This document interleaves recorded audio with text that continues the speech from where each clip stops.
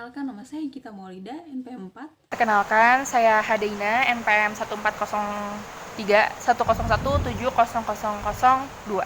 Nama saya Difadian Alhaq, NPM 140310170057. Kami dari kelompok 2 akan menjelaskan mengenai konversi energi matahari. Sebelum menjelaskan lebih lanjut mengenai konversi energi matahari, tentunya kita harus mengetahui terlebih dahulu apa itu konversi dan apa itu energi. Energi dapat diartikan sebagai kemampuan untuk melakukan kerja. Energi di alam semesta merupakan suatu besaran yang kekal, seperti dijelaskan dalam hukum termodinamika yang pertama mengenai hukum kekekalan energi, yang menjelaskan bahwa energi tidak dapat diciptakan maupun dimusnahkan. Meskipun energi tidak dapat diciptakan maupun dimusnahkan, namun energi dapat dirubah dari suatu bentuk energi ke bentuk energi yang lainnya. Perubahan bentuk energi ini disebut dengan konversi. Energi juga dapat dipindahkan dari satu sistem ke sistem yang lainnya menggunakan gaya yang nantinya dapat menyebabkan perubahan posisi benda. Transfer energi ini adalah kemampuan dari suatu sistem untuk melakukan kerja yang nantinya akan berguna untuk kebutuhan manusia. Jadi dapat disimpulkan bahwa energi adalah suatu kuantitas yang kekal, dapat berubah bentuk, dapat berpindah dari satu sistem ke sistem yang lainnya, akan tetapi jumlah keseluruhannya adalah tetap. Ini adalah energi matahari. Energi matahari atau energi surya adalah energi yang berupa sinar dan panas dari matahari, atau radiasi energi dalam bentuk panas dan cahaya yang dipancarkan oleh matahari. Energi surya ini didapat dengan mengubah energi panas surya melalui peralatan tertentu yang nantinya akan menjadi sumber daya dalam bentuk lain. Energi surya ini dapat dimanfaatkan dengan menggunakan serangkaian teknologi seperti pemanas surya, fotovoltaik surya, listrik panas surya, arsitektur surya, dan juga fotosintesis buatan. Jika dilihat pada proses penyerapan, proses pengubahan, dan juga proses penyaluran energi surya, teknologi energi surya ini secara umum dikategorikan menjadi dua kelompok, yaitu teknologi pemanfaatan pasif dan juga teknologi pemanfaatan aktif. Salah satu contoh pemanfaatan energi surya secara aktif adalah penggunaan panel fotovoltaik dan juga panel penyerap panas. Dan untuk contoh pemanfaatan energi surya secara pasif meliputi mengarahkan bangunan ke arah matahari, dan juga memilih bangunan dengan massa termal atau kemampuan dispersi cahaya yang baik, atau juga merancang ruangan dengan sirkulasi udara yang alami. Pemanfaatan energi surya ini memiliki potensi masa depan yang sangat besar, tidak hanya dalam menyediakan listrik dan panas, tetapi juga untuk digunakan pada proses industri serta pengembangan panel surya. Di sini saya akan menjelaskan tentang konversi energi matahari, di mana konversi energi matahari itu pun ada beberapa bagian. Yang pertama itu adalah pembangkit listrik surya termal. Nah, dalam pembangkit ini, energi cahaya matahari akan digunakan untuk memanaskan suatu fluida, yang kemudian fluida tersebut akan memanaskan air. Air yang panas akan menghasilkan uap yang digunakan untuk memutar turbin sehingga dapat menghasilkan energi listrik. Nah, kemudian pembangkit listrik termal surya dapat bekerja dalam berbagai cara. Pembangkit ini juga biasa dikenal sebagai pembangkit listrik surya terkonsentrasi. Tipe yang paling banyak digunakan adalah desain parabola cekung. Cermin parabola dirancang untuk menangkap dan memfokuskan berkas cahaya ke satu titik fokus, seperti seorang anak yang menggunakan kaca pembesar untuk membakar kertas. Kemudian, pada titik fokus tersebut terdapat pipa hitam yang panjangnya sepanjang cermin tersebut. Di dalam pipa tersebut terdapat fluida yang dipanaskan hingga temperatur yang sangat tinggi. Nah, berapa derajatnya? Itu sekitar 300 derajat Fahrenheit atau 150 derajat Celcius. Nah, fluida panas tersebut dialirkan dalam pipa menuju ke ruang pembangkit energi listrik untuk memanaskan air. Nah, menghasilkan uap air dan akhirnya menghasilkan energi listrik. Bisa dilihat contoh gambar ini, di sini merupakan diagram alir pembangkit listrik surya termal. Klasifikasi kedua dari konversi energi matahari yaitu energi sinar matahari atau sel surya fotovoltaik, yaitu energi sinar matahari secara langsung yang menjadi energi listrik. Nah, pada dasarnya sel tersebut merupakan suatu dioda semikonduktor yang bekerja menurut suatu proses khusus yang dinamakan proses tidak seimbang atau non-equilibrium process dan berlandaskan efek fotovoltaik. Nah, efek fotovoltaik ini ditemukan oleh Becquerel pada tahun 1839, di mana Becquerel mendeteksi adanya tegangan foto ya atau cahaya gitu ya ketika sinar matahari mengenai elektroda pada larutan elektrolit. Nah, prinsip kerja sel surya silikon adalah berdasarkan konsep semikonduktor PN junction gitu ya. Pada sel surya terdapat junction antara dua lapisan tipis yang terbuat dari bahan semikonduktor yang masing-masing diketahui sebagai semikonduktor jenis P positif dan semikonduktor jenis N yaitu negatif. Bisa dilihat di sebelah sini, ini merupakan gambar struktur sel surya PN junction. Kemudian saya di sini akan menjelaskan bagaimana tipe P dan tipe N tersebut gitu ya. Nah, pada semikonduktor tipe N didapat dengan mendoping silikon dengan unsur dari golongan 5 gitu ya, sehingga terdapat kelebihan elektron valensi dibanding atom sekitar. Nah, pada sisi lain semikonduktor tipe P itu didapat dengan doping oleh golongan 3, sehingga elektron valensinya itu defisit 1 dibanding atom sekitar. Nah, ketika semikonduktor tipe P dan tipe N disambungkan, maka akan terjadi difusi Hall dari tipe P menuju tipe N dan difusi elektron dari tipe N menuju tipe P. Sampai sini mudah-mudahan bisa dipahami. Kemudian selanjutnya, difusi tersebut akan meninggalkan daerah yang lebih positif pada batas tipe N dan daerah lebih negatif pada batas tipe P. Batas tempat terjadinya perbedaan muatan pada PN junction disebut dengan daerah deplesi. Adanya perbedaan muatan pada daerah deplesi akan mengakibatkan munculnya medan listrik yang mampu menghentikan laju difusi selanjutnya. Nah, medan listrik tersebut mengakibatkan munculnya arus drift, namun arus ini terimbangi oleh arus difusi sehingga secara keseluruhan tidak ada arus listrik yang mengalir pada semikonduktor PN junction. Nah, lanjut kemudian, ketika junction disinari, foton yang mempunyai energi sama atau lebih besar dari lebar pita energi material tersebut akan menyebabkan eksitasi elektron dari pita valensi ke pita konduksi. Nah, dan akan meninggalkan hole pada pita valensi. Elektron dan hole ini dapat bergerak dalam material sehingga menghasilkan pasangan elektron hole. Nah, apabila ditempatkan hambatan pada terminal sel surya, maka elektron dari area N akan kembali ke area P, sehingga menyebabkan perbedaan potensial dan arus akan mengalir. Kali ini saya akan menjelaskan tentang perhitungan energi surya. Perhitungan energi surya ini ada elemen tentang waktu matahari. Pada tanggal 21 Desember, jarak bumi ke matahari yaitu sekitar 1,45 kali 10 pangkat 11 meter. Dan pada tanggal 22 Juni, jarak bumi itu ke matahari sepanjang 1,54 kali 10 pangkat 11 meter. Yang artinya pada bulan Juni, jarak matahari lebih jauh dibandingkan pada bulan Desember. Nah, dari pernyataan tadi dapat disimpulkan juga orbit bumi itu berbentuk elips. Dan sedangkan waktu matahari ditentukan berdasarkan ide bahwa saat matahari mencapai titik tertinggi di langit, saat tersebut dinamakan adalah tengah hari. Waktu matahari yaitu nyata, yaitu real. Waktu yang didasarkan pada interval antara 2 kali kembalinya matahari ke lokal meridian. Waktu rata-rata matahari jika bumi bergerak mengelilingi matahari dengan kecepatan konstan yaitu 24 jam dan sepanjang tahun. Maka dari itulah yang dinamakan gerak osilasi. Gerak osilasi pada bumi yang tetap tidak berubah-ubah. Satu matahari nyata bisa dibedakan.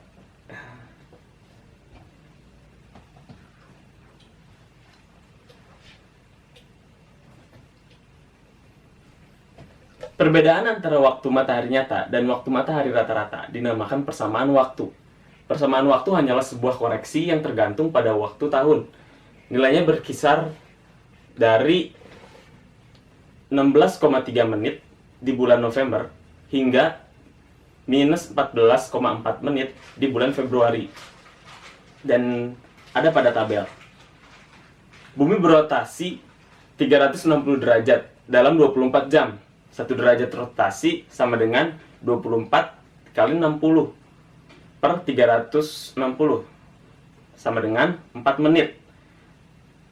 waktu rata-rata matahari itu sama dengan waktu standar setempat, kurang lebih derajat timur atau barat dari meridian standar, yaitu 4 menit. Untuk musim panas, waktu matahari rata-rata atau bisa disingkat dengan MST sama dengan waktu siang lokal, itu -1:00 kurang lebih derajat timur atau barat dari meridian standar, itu 4 menit. Nah, untuk waktu surya real dalam kurung ya bisa disebut dengan AST, itu sama dengan waktu rata-rata matahari ditambah persamaan waktu. Untuk sudut surya, sumbu rotasi bumi itu polar, selalu miring, inclined, sebesar 23,45 derajat dari garis tegak lurus terhadap bidang eliptik, yaitu bidang perjalanan bumi saat melintasi matahari. Nah, untuk sudut deklinasi atau bisa disebut dengan delta adalah sudut sinar matahari dan garis tegak lurus terhadap sumbu polar dalam bidang sinar matahari. Ada juga yang dinamakan sudut tinggi atau bisa dilambangkan dengan beta 1, yaitu adalah sudut antara sinar matahari dengan garis horizontal terhadap bumi. Sudut azimut, ada juga sudut azimut dapat disimbolkan alfa 1, yaitu sudut antara proyeksi horizontal sinar matahari dengan garis batas selatan yang ditarik dengan arah searah jarum jam, dan dapat dirumuskan dengan ini, yaitu sin beta 1 sama dengan cos pi kali cos delta dikali dengan cos h ditambah sin pi dan ditambah sin delta, dan sehingga mendapatkan persamaan sin alfa 1 sama dengan cos delta sin h per cos beta 1, dengan catatan H sama dengan 0,25, yaitu jumlah menit sebelum atau sesudah lewat tengah hari. Dan pi adalah latitude atau sudut garis lintang bidang pada sumbu Y. C adalah longitude, yaitu sudut garis bujur bidang sumbu X. Untuk nilai isolasi surya, ada beberapa poin. Yang pertama adalah isolasi pada suatu permukaan atau jumlah radiasi surya nilainya sama dengan perkalian antara radiasi langsung dengan cos theta, dan dapat dirumuskan seperti ini, dengan A adalah iradiasi matahari dan B adalah koefisien kepunahan atmosfer. Untuk selanjutnya yaitu arus energi surya total pada permukaan bumi dari kemiringan sudut datang, dan dapat dirumuskan seperti ini. IDS adalah komponen difusi, radiasi surya yang datang dari langit, dan IR adalah komponen refleksi. Untuk komponen radiasi, kita bisa melihat dalam cuplikan tersebut, gambar ini. Dan dari gambar ini bisa dihitung dengan persamaan IDS sama dengan CI DN kali FSS.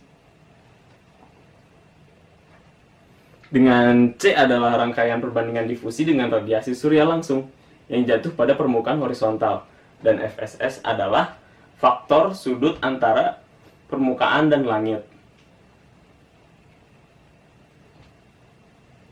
Untuk mencari faktor sudut antara permukaan dan langit, kita dapat melihat pada rumus, yaitu F sama dengan 1 plus cos beta per 2, dengan beta P adalah sudut permukaan untuk permukaan horizontal yang nilainya 0. Nah, selanjutnya adalah sistem pengumpul surya. Untuk sistem pengumpul surya, ada tipe plat datar, yaitu ketika radiasi datang, ada yang terrefleksi, ada juga yang terserap, yaitu dengan nama absorpsi. Lalu ada juga yang tertransmisi. Nah, untuk absorpsi sendiri tergantung bahan, tergantung pada reflektivitasnya, absorptivitasnya, dan juga transmitivitasnya. Maka hubungan ketiganya adalah reflektivitas ditambah absorpsivitas ditambah transmitivitas sama dengan 1 dengan radiasi matahari yang terserap oleh permukaan plat absorber adalah ini. Sesuai rumus. Nah, untuk jaringan termal SK dengan 2 penutup, yaitu ketika ada sinar cahaya radiasi, terus ada cover di atasnya, dan jadi ini tuh ada 2 cover, ada refleksionnya lagi, ada refleksinya, ada pemantulannya pada plat 2, dan ketika masuk absorpsi dipantulkan lagi oleh plat 1, lalu masuk ke bahan absorber plate, yaitu tempat untuk menyerap sinarnya. Nah, untuk selanjutnya ada jaringan thermal equivalent, yaitu dengan gambar pada samping. Ya, seperti ini gambar jaringan. Nah, untuk selanjutnya panas silang bagian atas. Kemana sih panas yang bagian atas ini hilangnya? Nah, ini dapat dirumuskan dengan rumus ini. Dengan simbol sigma adalah konstanta Stefan Boltzmann, yaitu 5,67 kali 10 pangkat minus 8 W per M kuadrat kali K pangkat 4. Dan emisivitas disimbolkan seperti itu. Juga H adalah koefisien transfer panas konveksi antara plat dan cover sejajar. Nah, jika koefisien transfer panas radiasi digunakan, panas silangnya menjadi seperti rumus ini.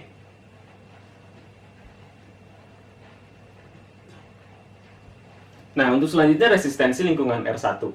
R1 sama dengan 1 per HW ditambah H R C2 minus A.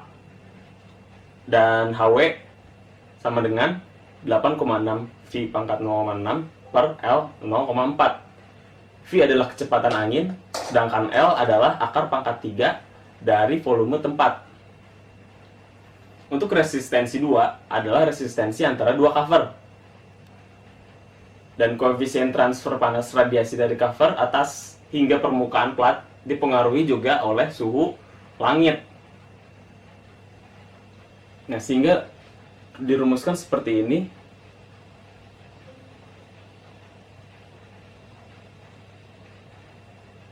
Nah, untuk koefisien panas silang dari atas dari 2 cover hingga permukaan plat adalah dapat dirumuskan dengan UT sama dengan 1 per R1 ditambah R2 ditambah R3. Nah, untuk kondisi jika solar kolektor tersusun dari beberapa cover dan plat dengan indeks J dan I, maka temperatur plat atau cover ke J dapat dinyatakan dalam bentuk temperatur plat atau cover ke I, dan dapat dirumuskan atau persamaan seperti ini. TJ sama dengan TJ min UT dalam kurung TP min TA per HCI min J ditambah HRI min J. Nah, untuk energi hilang pada dasar kolektor dengan resistensi R4, yaitu panas hilang melalui insulansi, dan R5 panas hilang karena konveksi dan radiasi ke lingkungan yang diasumsikan dengan 0. Selanjutnya adalah koefisien hilang panas balik atau back loss didekati dengan persamaan UB sama dengan 1 per R4 sama dengan K per L.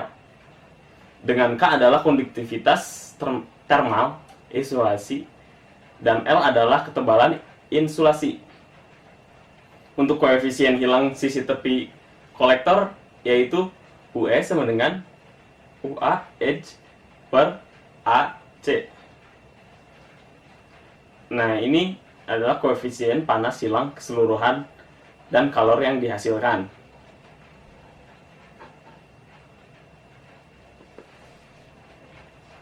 Sekian penjelasan dari saya. Mohon maaf apabila banyak kesalahan, karena kesempurnaan adalah milik Tuhan. Sekian penjelasan dari saya. Terima kasih atas perhatiannya. Wassalamualaikum warahmatullahi wabarakatuh. Sekian materi mengenai konversi energi matahari yang dapat kami jelaskan. Terima kasih. Wassalamualaikum warahmatullahi wabarakatuh.